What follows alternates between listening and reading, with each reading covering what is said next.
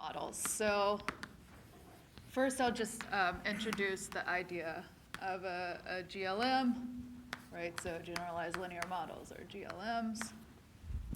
Right, so the basic idea is the following, and kind of channel notation. So I have some signal X. It gets passed through like a linear channel, so we have some measurement matrix. Ours will be IID Gaussian measurement matrix. From this we get AX, so linear measurements that we'll call Z. And then Z goes into some known link function, right? So this is a link function, perhaps with some external noise, independent noise, to give us the output Y, right? So Y equals Q Z B. Right, so basically the idea is you take some linear measurements, but then you don't necessarily view this in noise, right? You have some other sort of construction there, right? So then the goal. Is the link function known? Or? Yeah, so the known link function. Right, so it's going to be like part of your model, So your goal is to estimate the signal, estimate X, given Y, Q, and A, right? Given Y, your output, Q, your link function, and A, the measurement matrix. Right, so for us, we'll assume that A is IID Gaussian. Right, so we just have Gaussian views of the signal, and elements of the signal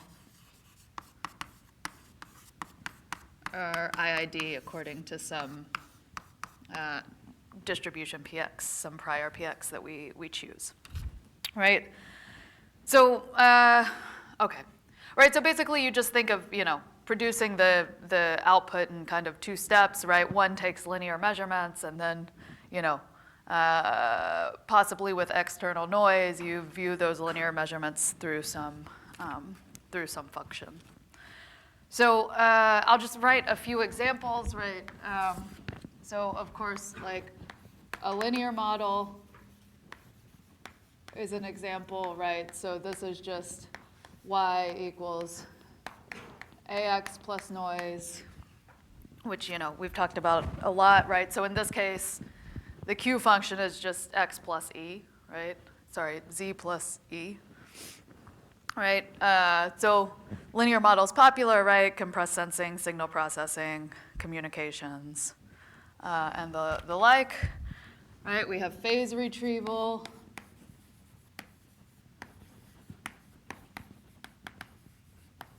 So in this case, we see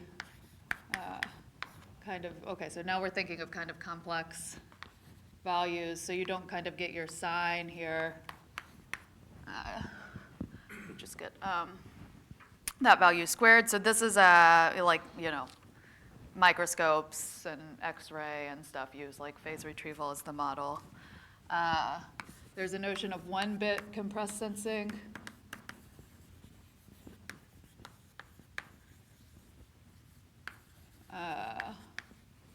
So in that case, Y equals just the sign of AX plus E.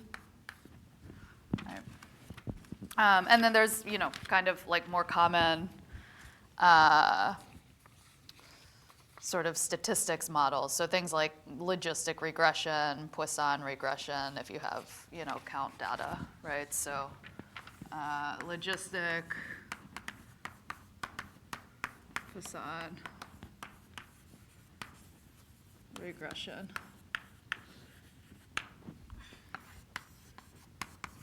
data. Right, so kind of the idea is, you know, in some sense what we're assuming here is that the conditional distribution of y given A is equal to, you know, some function of the linear measurements. So, you know, y can kind of have any exponential family distribution so long as, you know, it's kind of parameterized in this way. But these, you know, things like logistic regressions used all the time. These are really common sort of statistical models.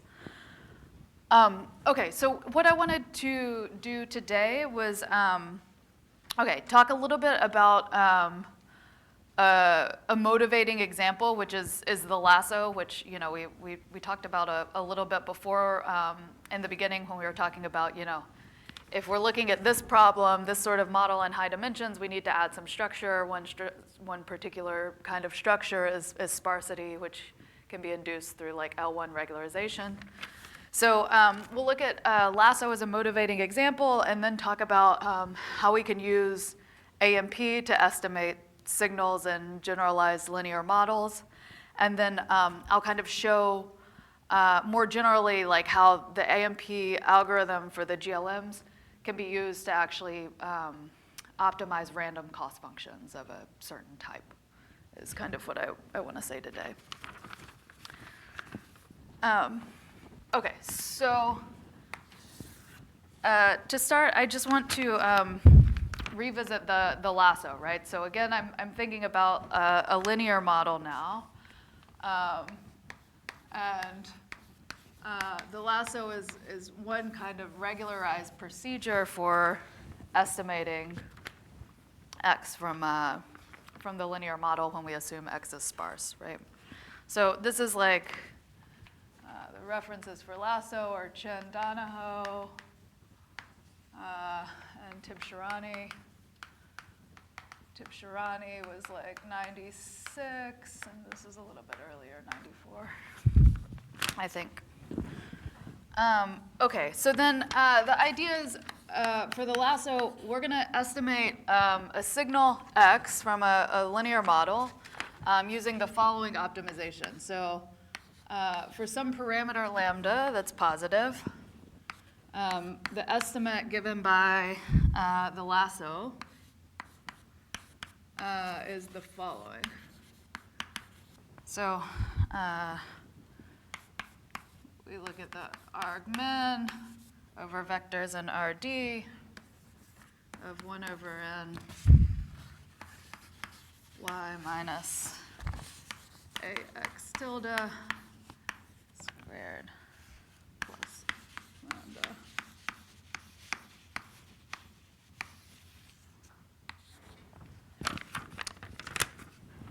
Right, so, okay, so what this is saying is, you know, I'm going to estimate my signal from my data y and x, right? Here the, you know, the link function is just additive, so this is the correct sort of loss function, right? And so this says, okay, so I have like one part of my loss function that fits to the data, and then a second part that regularizes in terms of L1, right? And you can kind of provably show that this L1 regularization induces sparsity in the estimate, right? And so, okay, so for such an estimate, right, there's, you know, known upper bounds on prediction and estimation error.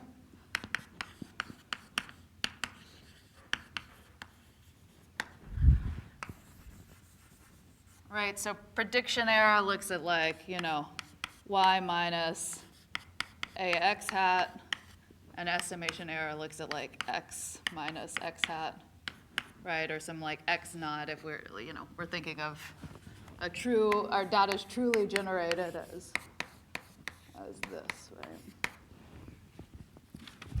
Okay, so, you know, known upper bounds on prediction and estimation error under conditions on the matrix A, right? And so kind of what AMP gives us is going to be complementary results to these. So instead of giving kind of bounds on the prediction or estimation error, we're going to give exact asymptotics, right? So AMP complements, such bounds with exact asymptotics. In particular in this kind of high-dimensional regime, right? So where we're thinking of n and d going to infinity with the ratio converging to a constant and 0 to infinity. Right? And so it's like really it's like it's unclear which is better, right? So, you get upper bounds and you might have loose constants and these sorts of things. So is that more informative? Or, the asymptotics are exact, right? But they're asymptotics and we really want to talk about like a finite size problem. So these are kind of like two ways of understanding the performance of this estimator using different strategies. Okay. So,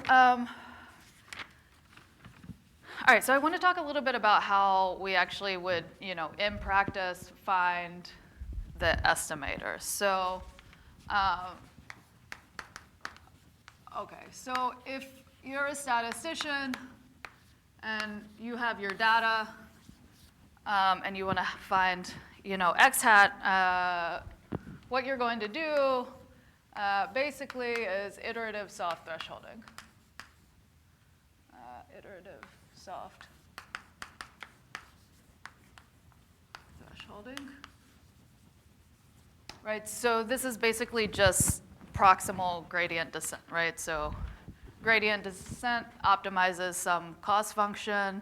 If you have a cost function that has, this specific form where you have like a differentiable piece and a non-differentiable piece, you can use proximal gradient descent to get you there, right? So, okay, so iterative soft thresholding is kind of a two-step algorithm. So the first thing you do is you calculate a residual that's, based on your previous estimate, and then you update your estimate using the soft thresholding function.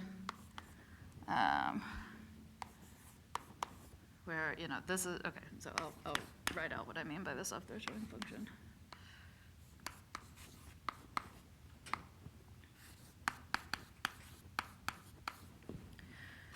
Okay, right, so soft thresholding function with parameter lambda of x takes like three values, x minus lambda, 0, or x plus lambda, and this is if x is bigger than lambda. This is if negative lambda is less than x, less than lambda, and if x is less than equal to negative lambda. Right, so this function just, looks like the following. So if the input value is between negative lambda and lambda, it's 0, and then, at lambda it jumps up to, it moves linearly, right, like that.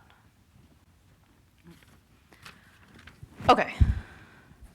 Right, so basically iterative soft thresholding says, repeatedly, right, you start with some initial estimate, you calculate the residual, you use the residual to update your estimate, and you iterate these steps. Right, so in particular, here, they're going to have some sort of deterministic step size in a sense that this is kind of a feature of like the gradient descent algorithms. You kind of have to tune a little bit how much you move in the negative gradient direction at each iteration. Okay, so I want to compare this to the AMP algorithm that also converges to a Lasso solution. And so the AMP algorithm looks like the following. You calculate a residual But now you have kind of this like correction term, right? So in particular, you correct with the amount of non-zeros in your estimate. And then you update again using the self-threshold.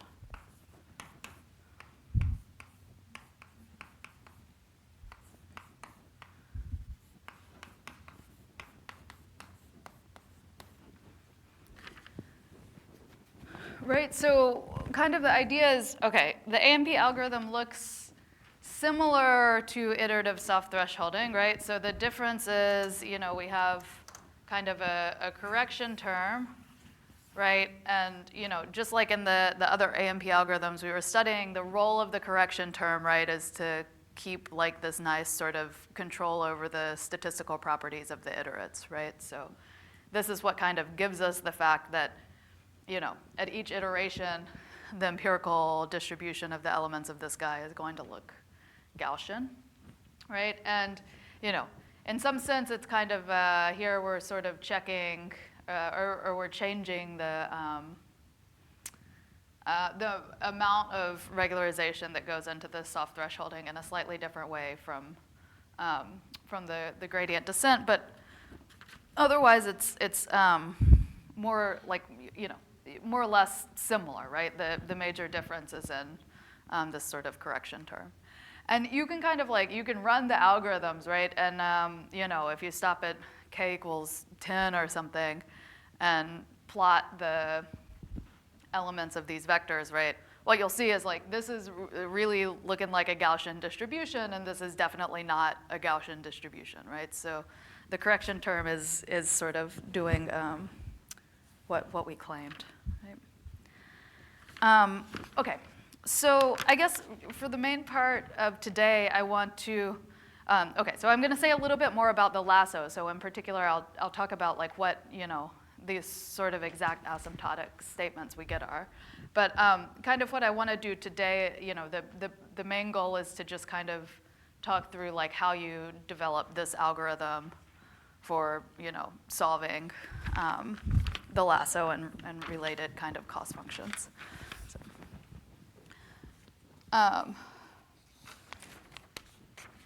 okay, so I'll say a little bit about the kind of informally the theoretical guarantees for AMP for the lasso, and then I'll state them formally.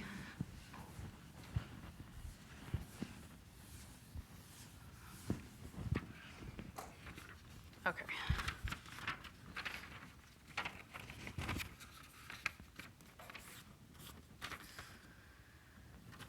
Okay, so, all right, so informal, it's blue.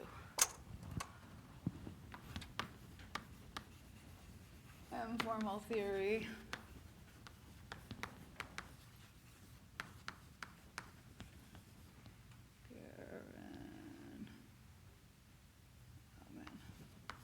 Guarantees.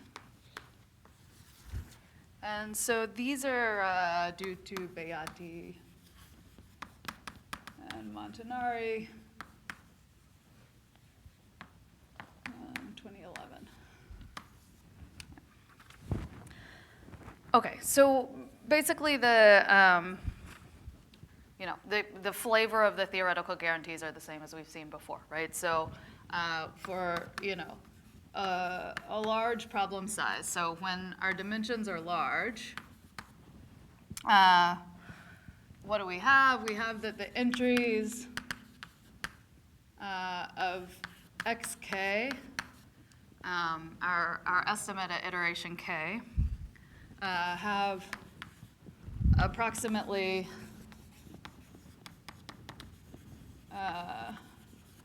the same empirical distribution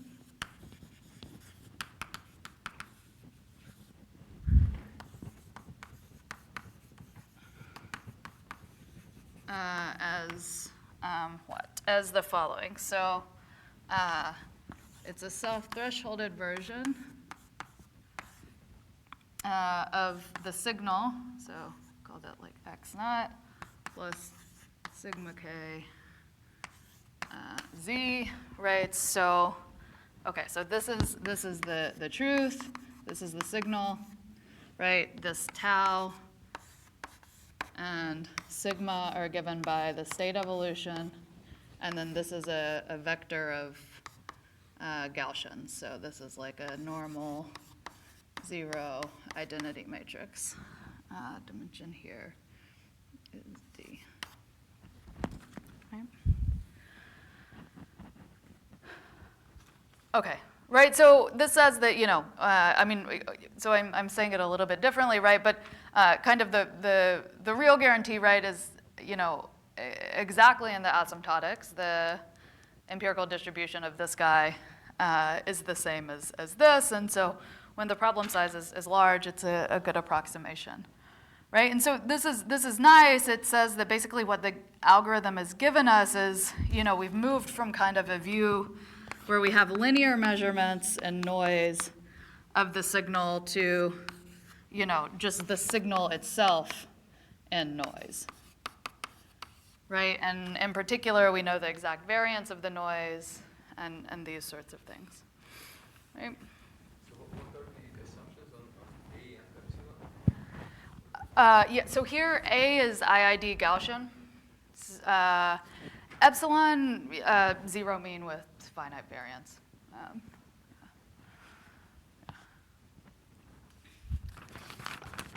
Yeah.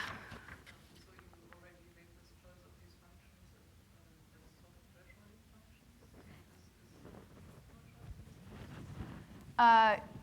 functions? No. So,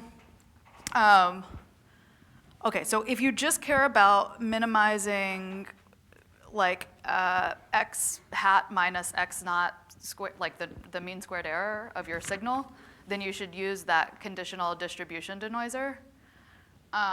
However, the soft thresholding denoiser was kind of like what folks. Okay, well, this is nice because it gives you back a sparse estimate, and it was kind of like what folks first used,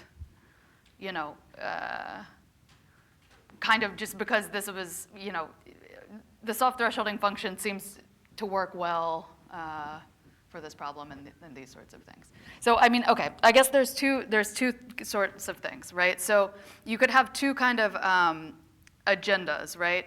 If you have the linear model and you just want to minimize like x hat minus x naught squared 1 over d in the limit, you should do conditional expectation. If you want to find an x hat that solves this cost function, you have to use the soft thresholding function, basically because it's the proximal operator here, right? So sort of if you used, if you use the conditional distribution denoiser within the AMP algorithm, then you wouldn't get a Lasso solution. You would get an estimate of the signal that minimizes the mean squared error, but it's not the Lasso.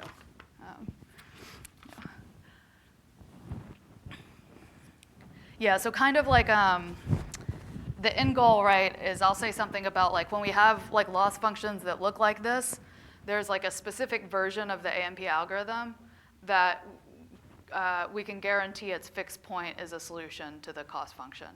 And that specific choice is through the denoising functions that are related to like proximal operators and these sorts of things.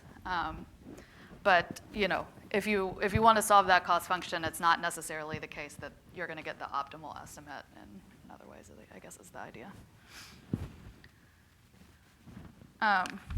Okay, so I want to say a little bit about how we get to this.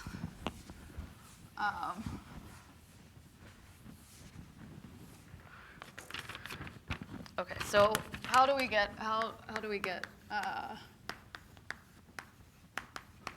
we get these guarantees? Okay, so the idea is for IID Gaussian A, what do we know? So the first thing we know is that the AMP iterates, so RK, XK, converge, like in some suitable sense, to a fixed point that I'll call R star X star. And then it's, not hard to show, so kind of the key property is that this fixed point is a solution to the Lasso cost function. So in particular, right, like, X star is a solution. So for any such fixed point,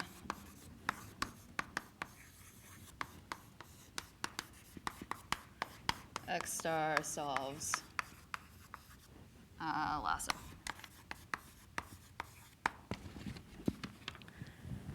Right, and so what this implies, right, okay, so, from the theory for AMP, right, I know kind of the statistical properties of the fixed point, right? It's determined by the state evolution, which tells me, that X star is looking like a soft thresholded version of the truth plus, sigma star times Gaussian noise or something, right? So it's like I know kind of a statistical characterization of the fixed point, but now I also know that, X star is equal to X hat Lasso, right? So basically what I can do is kind of just push the theory I have for AMP onto the Lasso solution, right? So now I know that, the empirical distribution of the elements of the Lasso solution look like, a soft thresholded version where you replace these Ks with stars, right? And they're the fixed point of the state evolution. So kind of in this case, right, the main utility of AMP is not necessarily to solve, to give us a Lasso estimator. The reason being, right, we're kind of assuming IID Gaussian, and you often want to do this with data, and like proximal gradient descent is pretty robust and these sorts of things, right? So we use AMP not to kind of like as a solver here, but more as a proof technique in order to tell us like things about the statistical characteristics and properties of the estimator itself, right? So, okay, so maybe I'll just write up a formal statement of their results.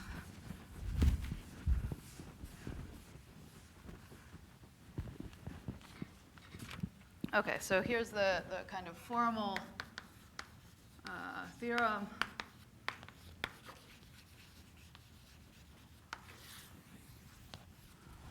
All right, so,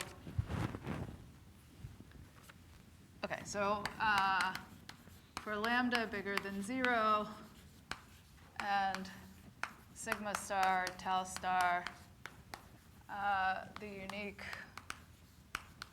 solution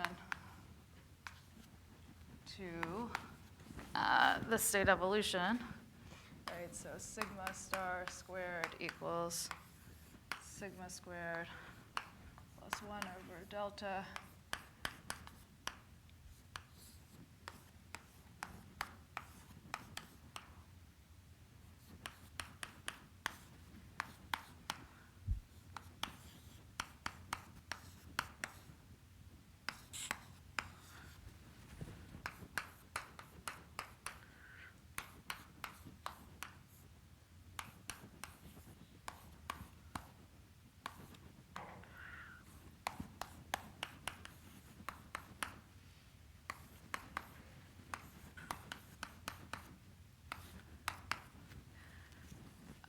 So here's this is like the fixed point equations for the state evolution,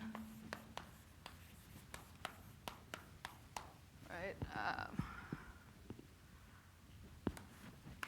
Where we have assumed a linear model. Okay, so in particular, y equals a x naught plus e, where e, well, this is like a zero mean noise with variance equal to sigma squared, right?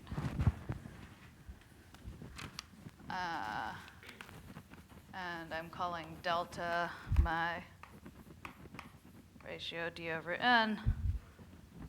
Then basically, kind of the same sort of statement as before. So if we have any pseudo-Lipschitz function,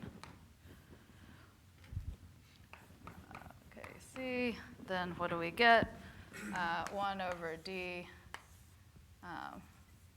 sum I equals 1 to d, right? But now we have pseudo-Lipschitz functions acting on the elements of the Lasso estimate and the truth.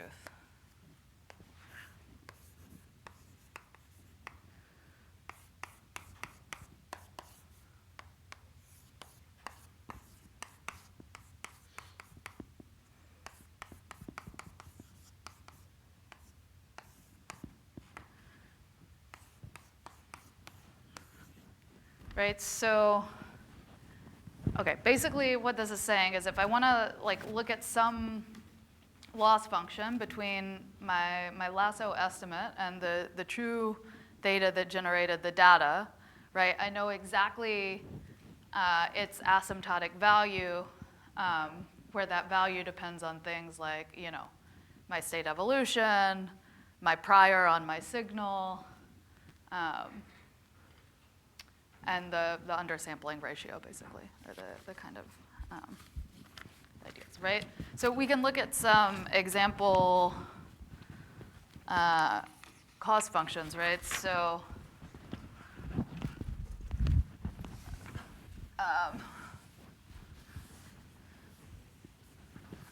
in particular, right, you could look at a pseudo-Lipschitz loss that's something like,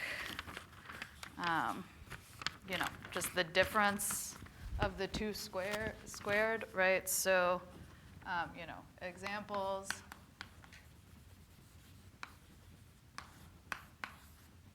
You can analyze the mean squared error, right? So this is like lem as d goes to infinity, 1 over d times x hat Lasso minus x naught squared, right? And in particular, this is equal to delta times fixed point of my state evolution minus my noise variance.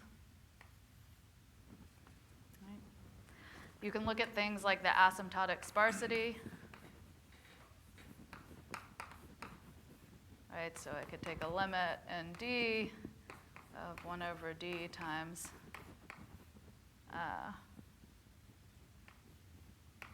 x hat L, 0 norm, right, that counts the non-zeros, right, and this converges, this is equal to, rather,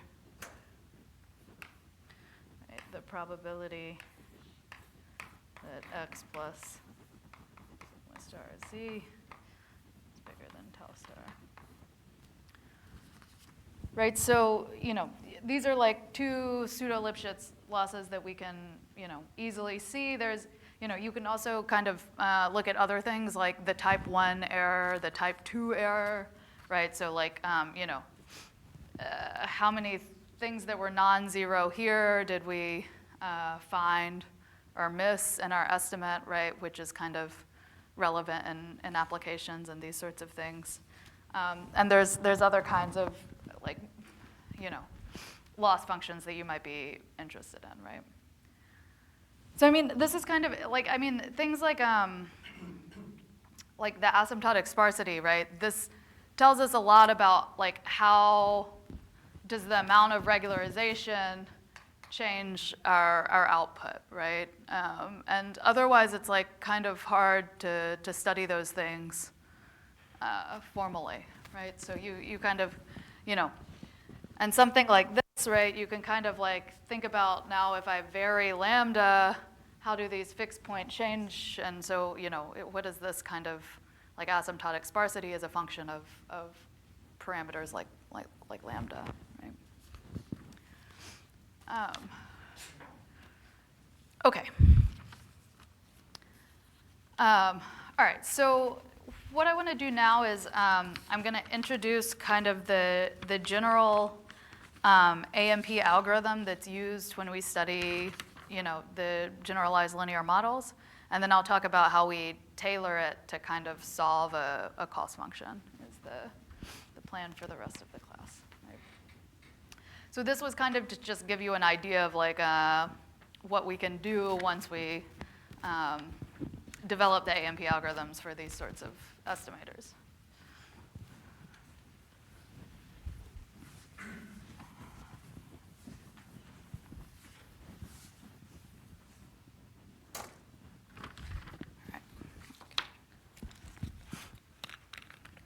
Does this say something about the whole solution? I've assumed myself out of the problem in some sense because this is IID Gaussian.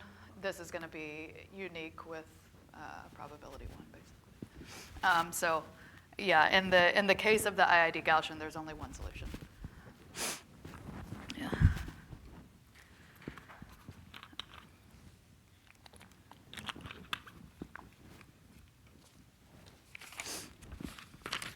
Okay, so the AMP algorithm for solving, or for, signal estimation when we have a generalized linear model is called Generalized AMP, abbreviated GAMP.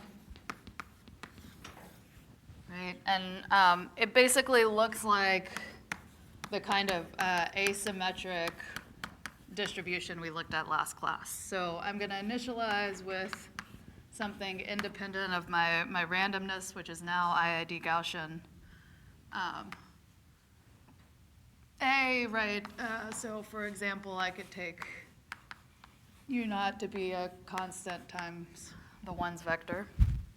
And then I update with 2 iterations, UT equals A, FT, VT.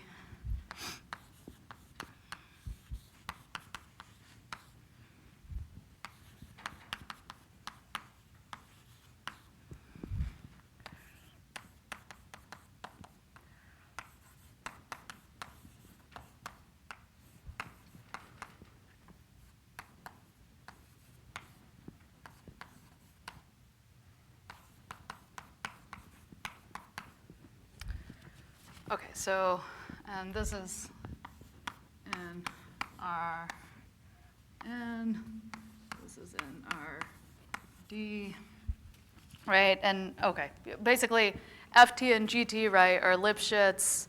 They act element-wise on their vector input. These guys are determined by, sums of the derivatives of the FT and the derivative of GT and its first element. It's essentially the asymmetric AMP we looked at. The difference is for the GLMs, you have to include the output in one of your denoiser functions, so it kind of like complicates the dependencies when you study the performance of the algorithm. But essentially what's happening is one iteration is, estimating Z equals AX, and then the second iteration is estimating, X itself in some sense, right? So the signal. So you kind of iterate through like the same way you kind of think about generating the GLMs with 2 steps. You're kind of estimating here with 2 steps.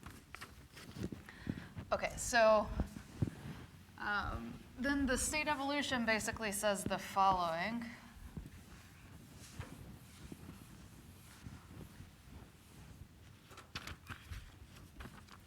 Okay, so state evolution informally. What do we have?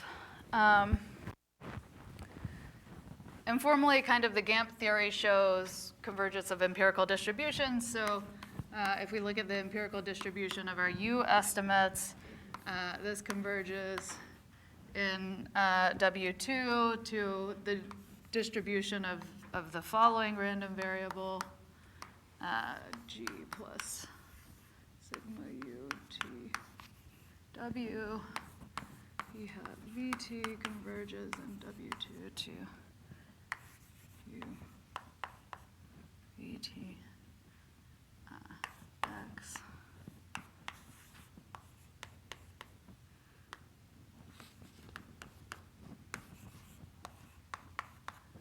Okay, so here, G and the W's are just IID Gaussians.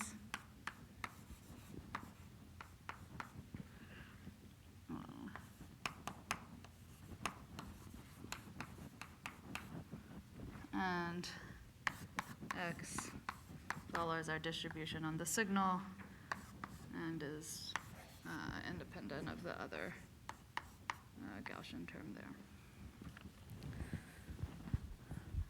Right, so, okay. So informally, like kind of the theory says that if we look at the empirical distributions of the elements of these iterates, they converge to kind of known distributions, right? Where in particular, these known distributions, right, depend on the state evolution. And so now the state evolution for GAMP kind of has like 4 equations and the recursion.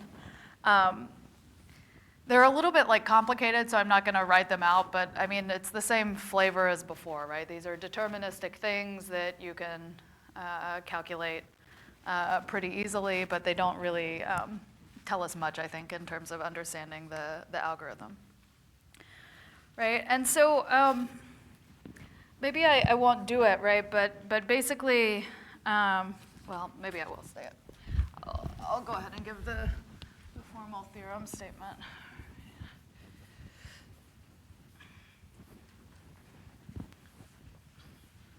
So formally, kind of, what do we have? Right, so, okay, so assuming, right, a GLM, so y equals q z e, where z equals a x naught, with a IID normal 0, 1 over n, I think, right?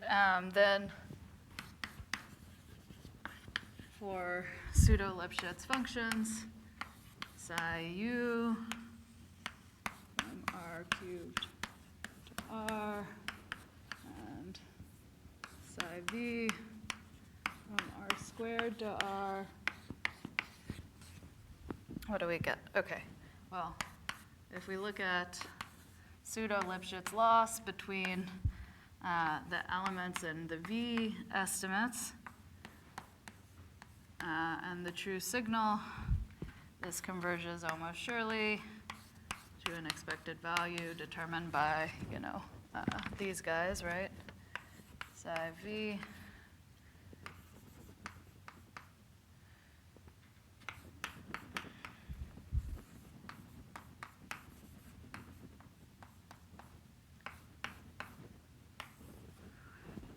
And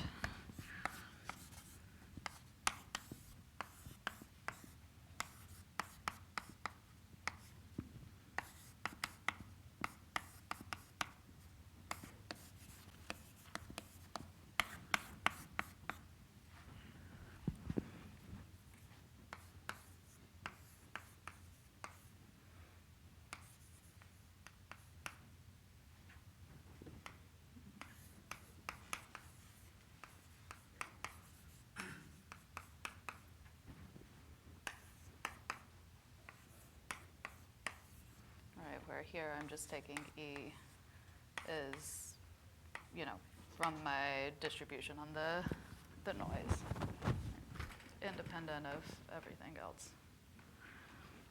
It's just 0 mean and minus node. Yeah, yeah.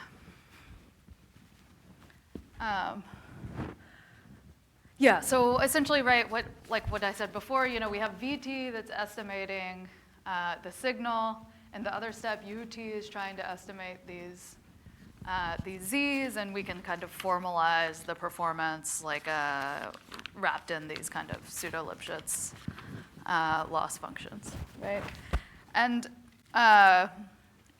okay, so there's many of the same properties like as before, right? So,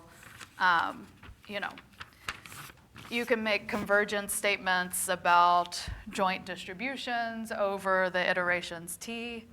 If you like, there's a theory for the spectral initialization, which is necessary in some cases. There's a finite sample analysis that is still kind of the slow growth in T.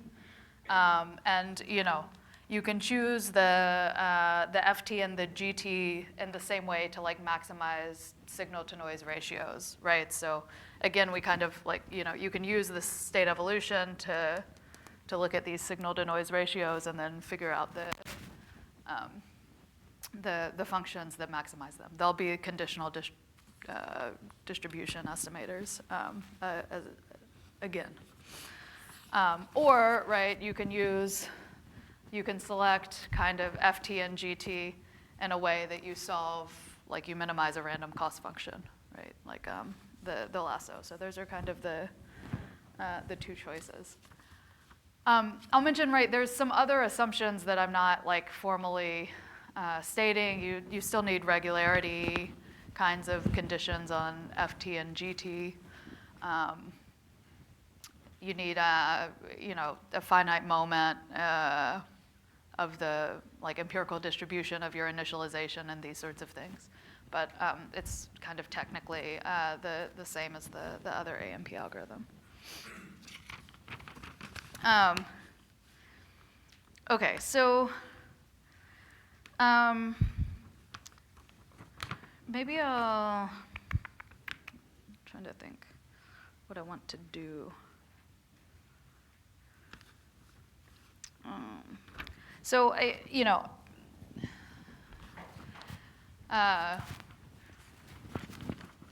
so I guess like I'll just maybe comment instead of writing it out. So kind of the early work on AMP,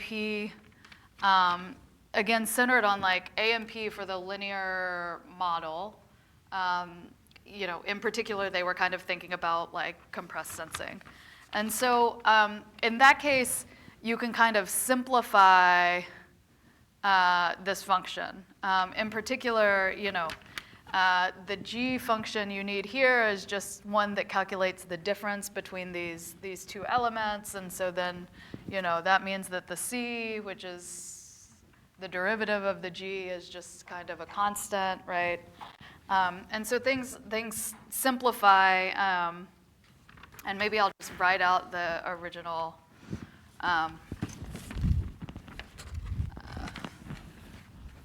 AMP for compressed sensing, because this is, if you've seen any AMP before, this is probably the algorithm that you've seen. So kind of like the original, the OG AMP was AMP for the linear model. Right, so this was kind of what they were first studying, like 2009 or so. So essentially, like, through a change of variables,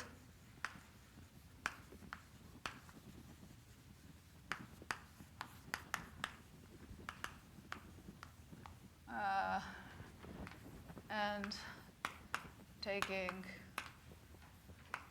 GT u y equal y minus u. The AMP for the linear model looks like the following. You have a u tilde t equals y minus a v tilde t plus bt u tilde t minus 1, vt plus 1 equals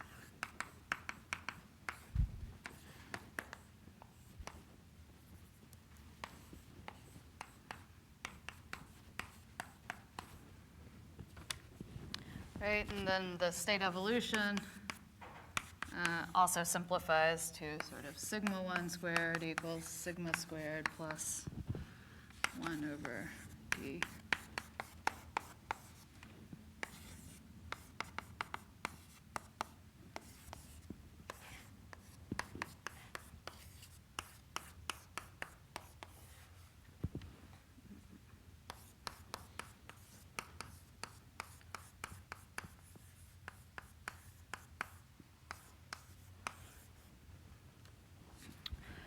Right, so, okay, so this was kind of the first AMP algorithm that people were looking at back in like 2009, right? And so it's kind of like you know, by choosing this to be the soft thresholding function, right? They got back the kind of the Lasso AMP, but at some level it was like a little bit unclear how they sort of got here, and it's kind of interesting now, right? So like, you know, now we know like GAMP, right? And that this is the form that kind of solves these GLMs. And it turns out that, you know, now we can make this reduction back to that early AMP. And, you know, we can see that the choice of the G they used was this different function. And so it's one of the funny things I think is that, you know, they kind of had some intuition for this one and it was working, right? And, you know, now we understand, for example, that like, you know, that choice of the GT function, for example, is the one that maximizes the signal to noise ratio if the noise is Gaussian, right? So kind of like, you know, the very beginning one we were looking at, you know, is well justified in some sense now when we kind of, we work back, right? And again, like, you know, if you want to minimize mean squared error here, you choose this as like a conditional distribution type of denoiser.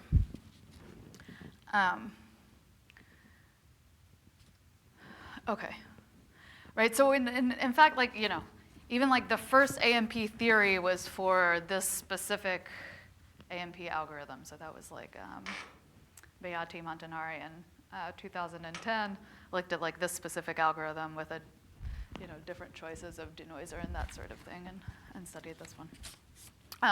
Okay, so maybe like what I want to do now is to just say a little bit about how we can use GAMP to give us precise asymptotic guarantees for like estimators from these kinds of random cost functions.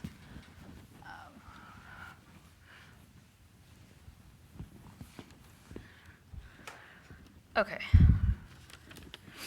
So kind of, all right, so the goal is I kind of want to give a little recipe for kind of systematically deriving exact expressions for things like asymptotic risk or, you know, other kind of statistical properties of estimators for GLMs that are, you know, solutions to random cost functions, right? So again, in high-dimensional statistics, you know, usually we're solving some sort of empirical risk minimization with a regularization, right? And this gives rise to like this sort of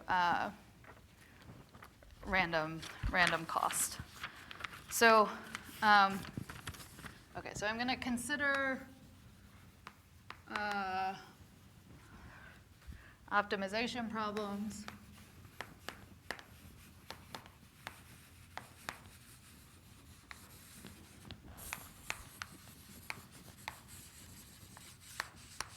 With the following forms. So I construct an estimator as the argmin of a cost function, x and rd, of a cost c of x, where my cost takes the following form. So it's a sum from I equals 1 to n of some loss on ax I yi plus jx j.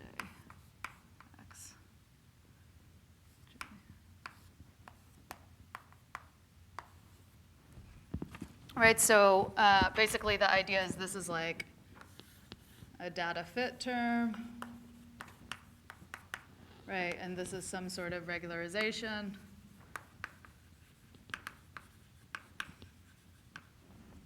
Right, so what I'm going to assume, right, is both of these are convex functions in their first argument. So here I have, you know, L from R2 to R is a loss, right, and J from R to R is, you know, a penalty.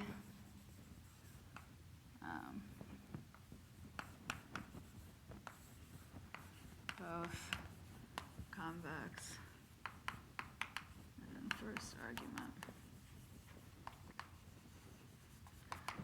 Okay, so this is kind of the class of loss functions I'm going to think about. Right, it includes things like the maximum likelihood estimator, the maximum a posteriori estimator, things like Lasso, ridge regression, and so on.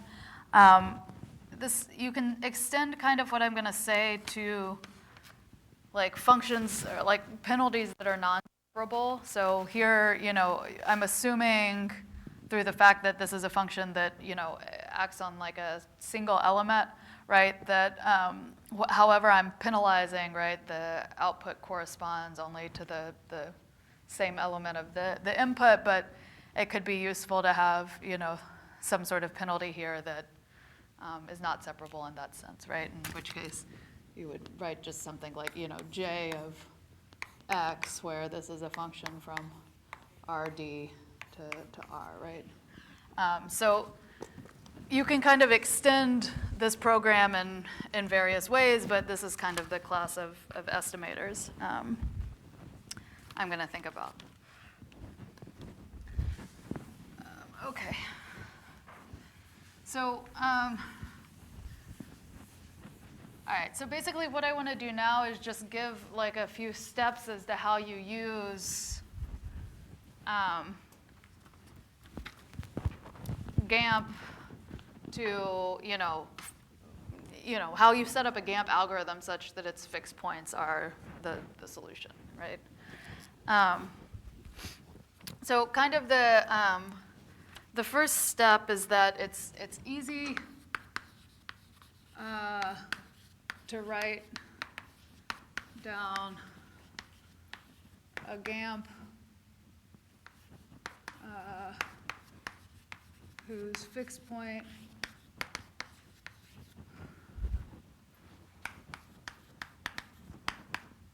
solves the optimization.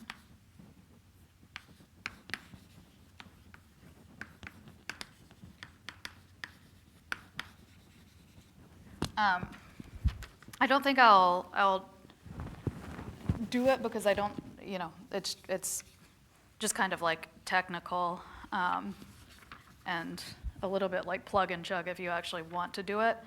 But I'll just mention that basically you choose the FT and the GT through like proximal operators, which I'll define in case this is unfamiliar. Right, so, you know, the idea is for a convex function, M, say from R to R, and eta bigger than 0, the function prox eta M from R to R is defined as the following. So prox eta M Z equals argmin T and R, right, eta M T.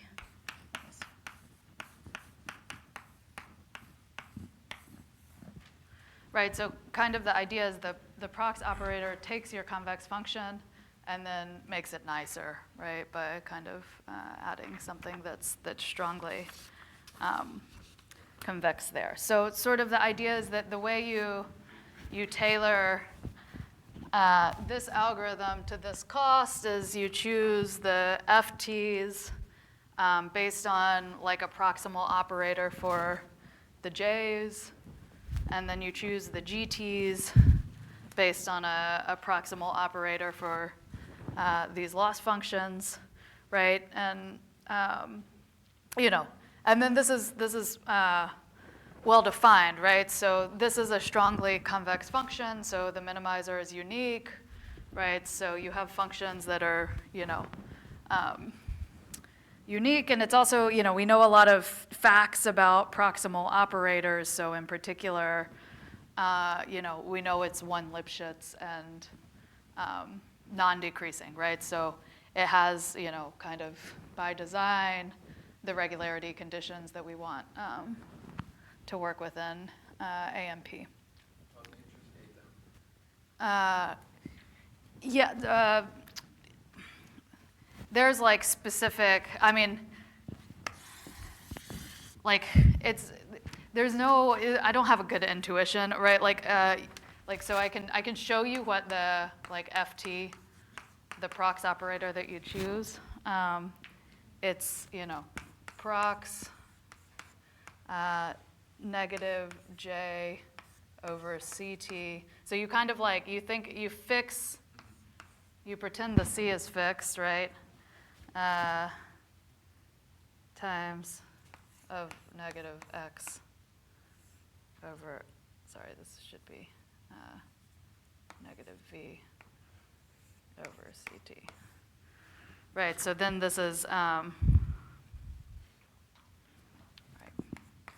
argmin Z and R of JZ plus 1/2 CT Z plus X over CT squared. This is sort of the choice, right?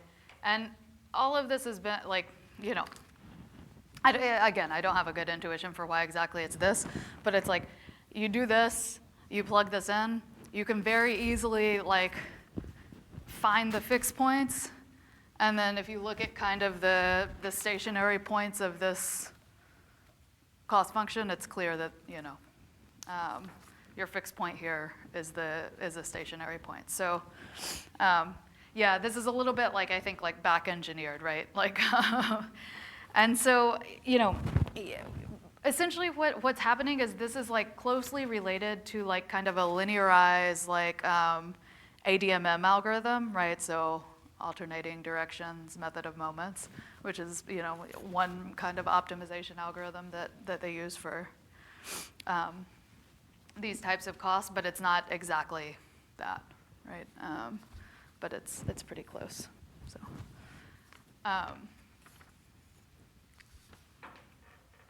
okay.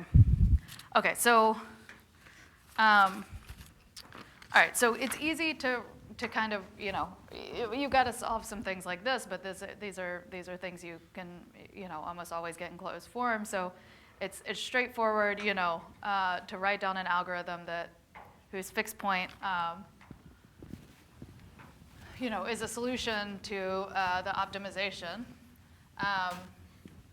And then the kind of the hard work is actually in sort of showing that the GAMP algorithm converges to its fixed point. So, okay, so like let's assume that you have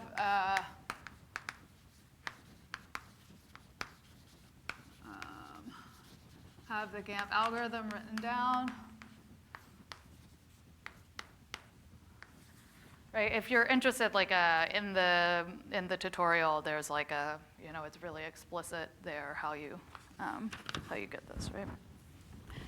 So, okay, so if you have the GAMP algorithm, then what do? Well, you characterize the fixed points, right? of GAMP and its state evolution. Right, and in general, this is not that hard. You need to kind of verify like existence and uniqueness and these sorts of things, but it's straightforward. Kind of the hard part is generally, showing GAMP converges to its fixed point.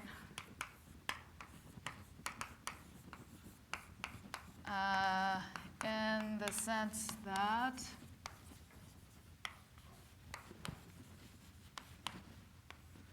you need to show the following. So the lim in D of Vt minus V star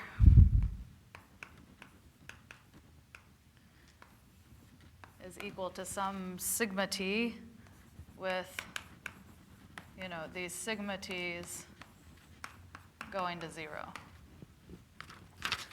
Right, so you kind of need to show that, okay, so again, right, this is the weird asymptotics where you first take the large system limit, right, and you look at the distance in some sense, sorry, that should be a squared, to the fixed point, and then you need to show that distance is going to 0 in t.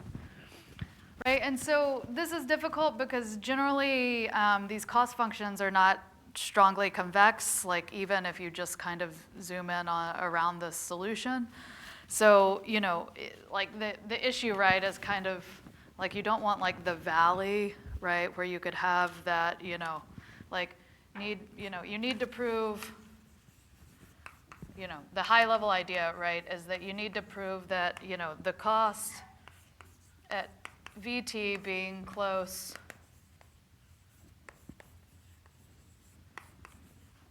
to the cost at the fixed point, right, implies that Vt is close to V star, right? So this is kind of the main trick, because like the bad situation is like you have like the trough, right? So you're down at the bottom, but you're like at really two far ends of the trough, right? If you do have like strong convexity, then you can just like prove this like using like Cauchy properties and these sorts of things. So it's straightforward if you have nice costs.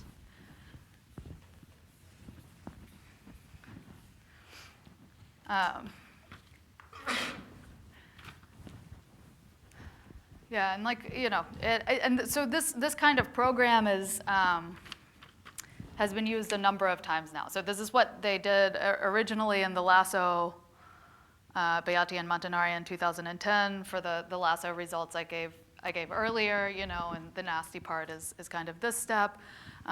It's what Pragya Sir did during her dissertation. She analyzed logistic regression, right, and kind of showed that if you use, like, again, like low-dimensional asymptotics to predict things like the bias in your estimator from logistic regression, it doesn't match the truth, right, in large problems. And so she kind of redid the asymptotics using AMP and got the exact sort of asymptotic statements, and I don't know, wrote a dissertation and got a like tenure track job at Harvard afterwards. So like, this is going to put you in business. Is that what I'm saying? And we've done it for like sorted L1 estimators, and folks have done it for like Ridge and like all of these things. But I think in general, I mean, there are like tons of generalized linear models that people haven't studied in this way, and estimators for GLMs, and kind of,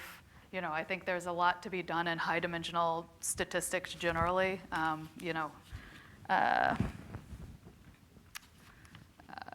A lot of predictions to be made, I guess, that we haven't yet. Okay, so I'll just say, okay, so if you can do all of this, right, so conclusion of, this sort of program, kind of loosely speaking, right, is that you can characterize the asymptotic joint distribution of what? So now, your estimator and the truth, right? So this is, estimator from optimization. And this is the truth, right? Under pseudo-Lipschitz loss, right? Which includes things like mean squared error, type 1, type 2 error, and so on. Yeah, so I think in general, like,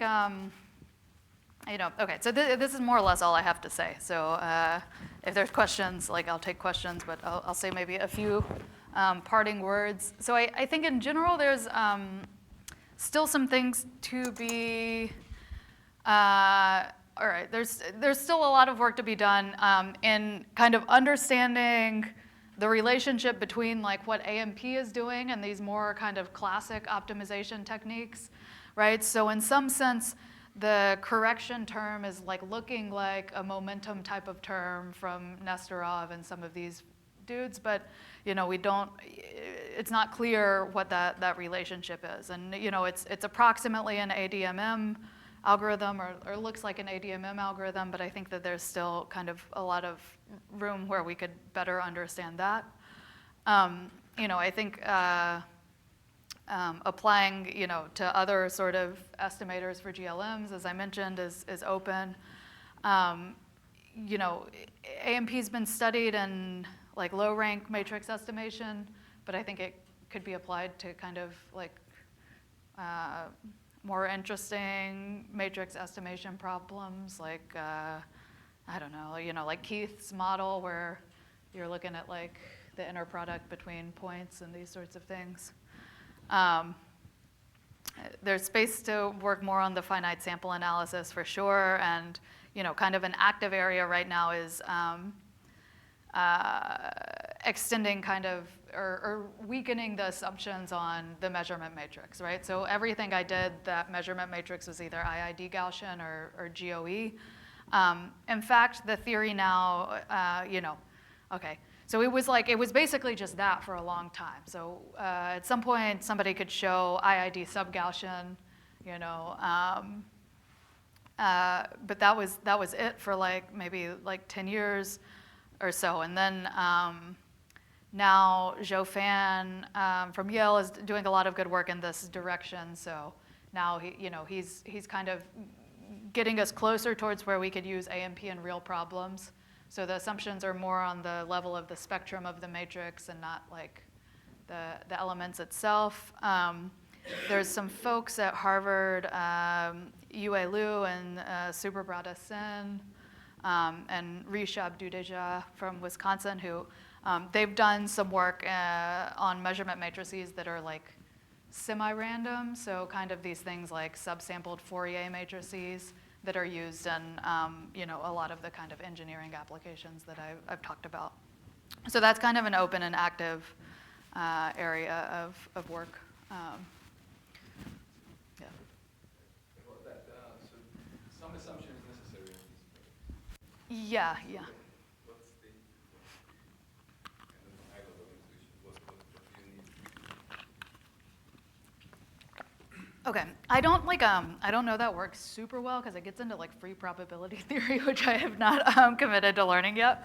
But my feeling is you need, okay, so like the key property that we looked at was kind of rotational invariance, and you need to somehow have something there, right? So you need to either have like, a random matrix that limits to something that has these nice properties, or, provably has some sort of, This is necessary because you want to connect it to the Gaussian. Yeah, so I mean, I think that that's necessary if you, like, okay, so the way that is kind of analyzed, right, is like, you kind of condition on the previous steps of the algorithm, and then you have like, okay, well, this is the piece that's, you know, predictable from like the previous outcome, and then we have this other piece, right? And like, what you want is that other piece to be independent of what you had before. And so I think kind of, you know, to really get like that, to get the on-Sager term to kill the dependencies, this is like kind of what you need. And you know, okay, so if you go to these other matrix models, like these weaker assumptions, then you have to, that correction term gets more complicated. So now instead of just using like the previous iteration, it uses all of the previous steps. So you have to adjust the AMP, right? Yeah. Yeah, so that's kind of one of the hurdles,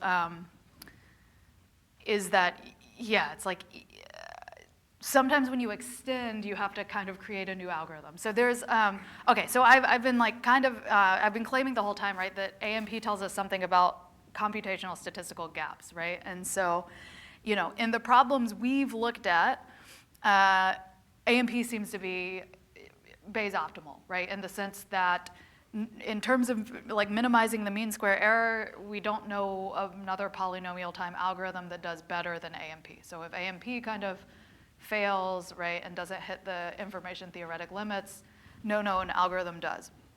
But there's some problems where AMP seems suboptimal. So for example, if you do some random matrix problems, but in tensor space instead of like matrix space, AMP is outperformed by other methods. And so the question is, like, is this an inherent limitation of AMP, or just have we not figured out the correct AMP type algorithm, you know, once we go into tensor space or something? Yeah, I might misremember this, but I heard, I think that AMP together with this spatial coupling is also conjectured to be quite well performing. Is there some known problem where there is like people who find a difference between maybe some plane design and AMP with spatial? Yeah, so I have some work on spatial coupling that was specifically in the case of sparse regression codes. There's also some more recent work on spatial coupling for GLMs that's by Ramji Venkataramanan and Marco Mandelli and perhaps a few students. Yeah, so in those cases, you can show that, okay, so there's this idea from, okay, so we have like these IID Gaussian matrices, but there's this idea that comes from some of the coding theorists, I think, like LDPC codes, that in fact the matrix you want is maybe one that has this kind of band diagonal structure. So like, you know, instead of doing IID Gaussian, you can still think of all the elements as Gaussian, but like these guys have like zero variance. So these are like zeros, and then here you have kind of blocks of different, like, you know, Gaussian variances or something, right? But kind of the idea is like you know, you have a band along the diagonal that has your randomness there, and then off the diagonal it's zeros. And so you can prove that, yeah, so in this GLM problem, right, there are statistical computational gaps, right, if you use the IID Gaussian matrix. But then if you use the spatial coupled matrix, you can you can get closer to the information theoretic limits for the problem with the IID Gaussian matrix, using the spatially coupled within the AMP, right? So yeah, there's yeah, so I think the first work to look at this, so there was some early work by Donahoe and Javanmard, maybe, on like spatially coupling, not necessarily within AMP, but kind of within like linear models and stuff. And then you can basically prove by using the sort of like, okay, by using you can reduce the AMP with a spatial coupling down to like the original AMP that we looked at, and that was done in a 2011 paper by Javanmard and Montanari. Yeah, and then extensions to GLMs are recent by Marco and Ramji, and yeah, for some other problems, yeah, like Ramji and myself. Yeah, so I guess there's, yeah,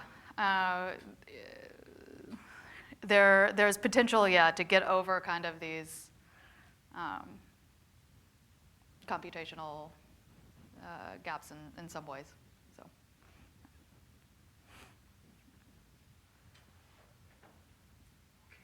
All right. Thanks so much for nice work. Thanks.